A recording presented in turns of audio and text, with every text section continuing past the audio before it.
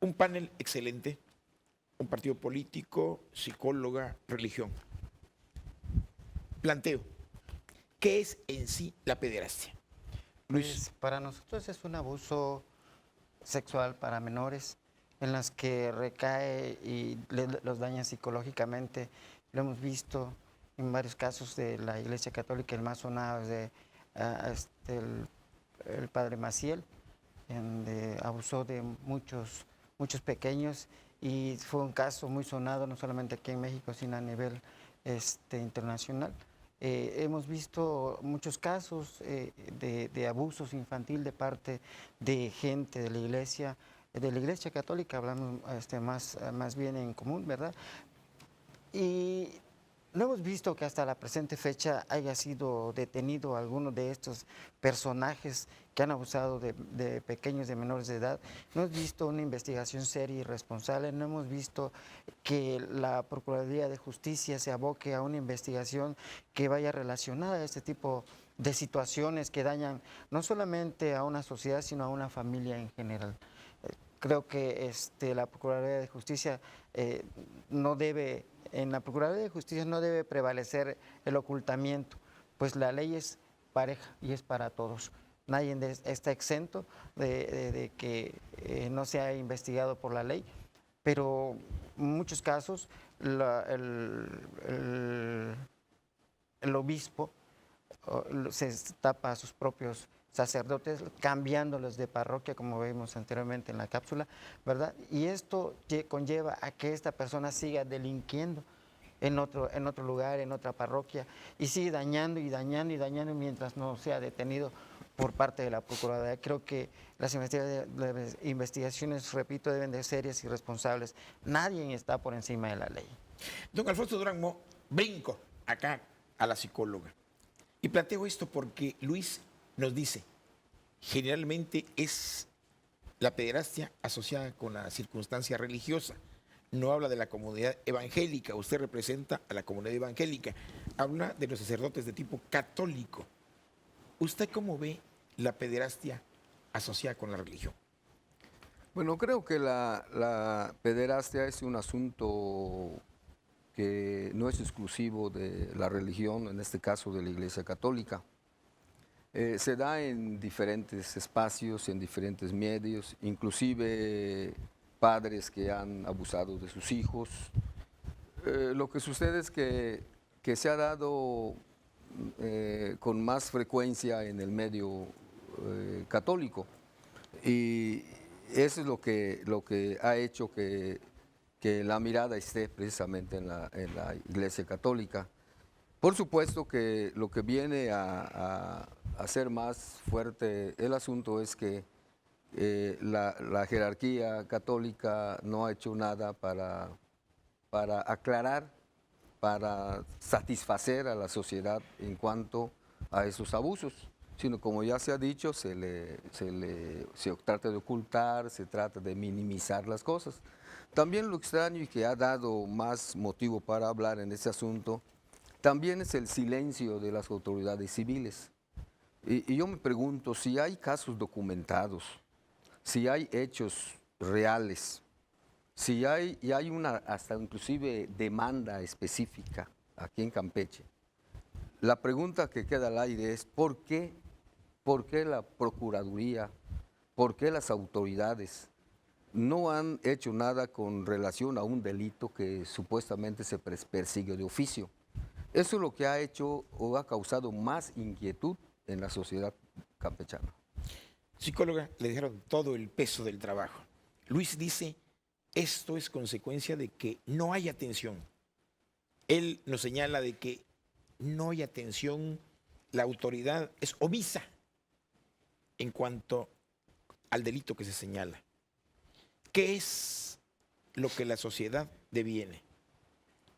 Denuncia cuando en muchas ocasiones se le da pauta porque son grupos religiosos muy fuertes, muy importantes, muy identificados inclusive con grupos de poder.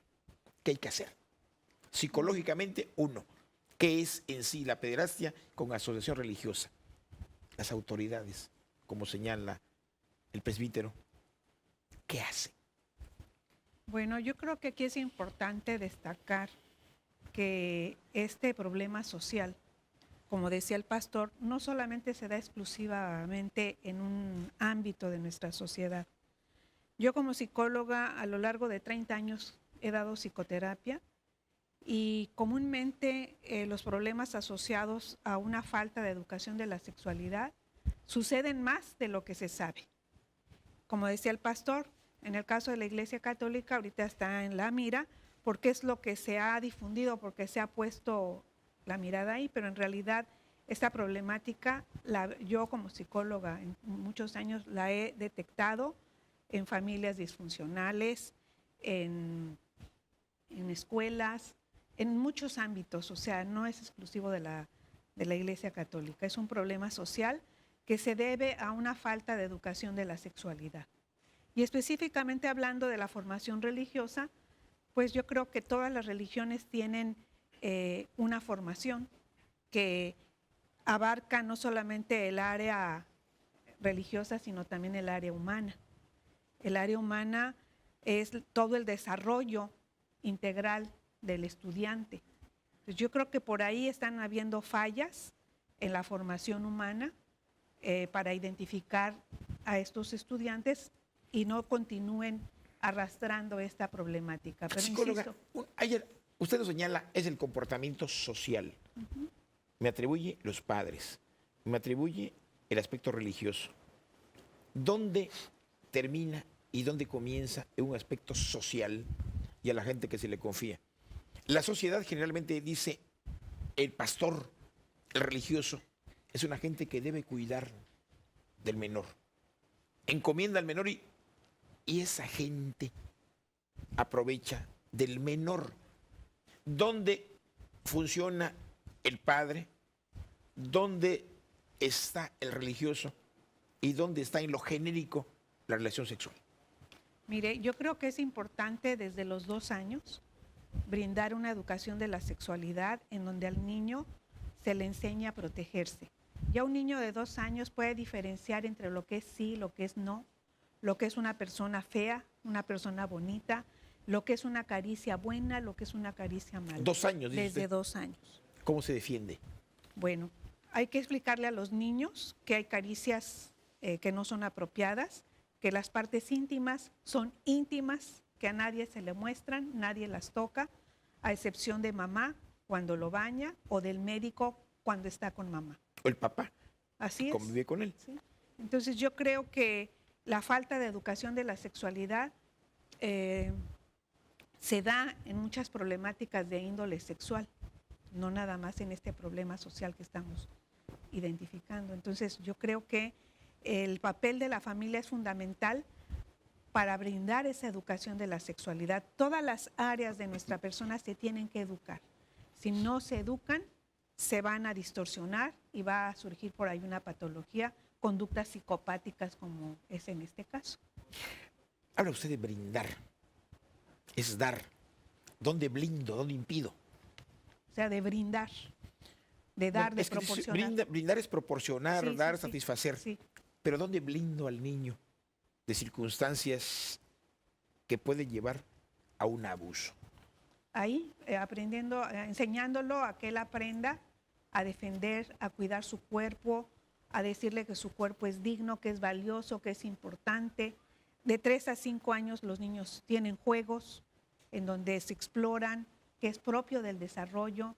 Entonces, entre los niños de la misma edad, dentro de esa área se considera normal esos juegos exploratorios. Con los niños de la misma edad, entre 3 y 5 años, es saludable una sana curiosidad, pero ya después hay que estar vigilando a los niños de tal manera que ellos, de los 6 a los 12 años, un niño, su sexualidad está tranquila. De hecho, la etapa, el nombre de esta etapa se llama latencia, que significa calma. Si un niño de 6 a 12 años manifiesta comportamientos que no son naturales, que no son saludables, quiere decir que ese niño lleva arrastrando algo, le está pasando algo. Entonces los padres de familia y los maestros debiéramos de estar muy atentos observando al niño, porque de 3 a 5 años, insisto, es la etapa de la curiosidad. De 6 a 12 años el niño se dedica a estudiar, a investigar, a ser creativo, y en la adolescencia, que ya es una etapa diferente en donde aparecen ya la sexualidad como tal, ahí también necesitamos mucha orientación, mucha educación. Psicóloga, me habla usted de una edad muy temprana. El niño de 3 años puede tener aptitudes. Yo insisto, se le ubica madre más que el padre. Debes tener un comportamiento así con la gente que te rodea.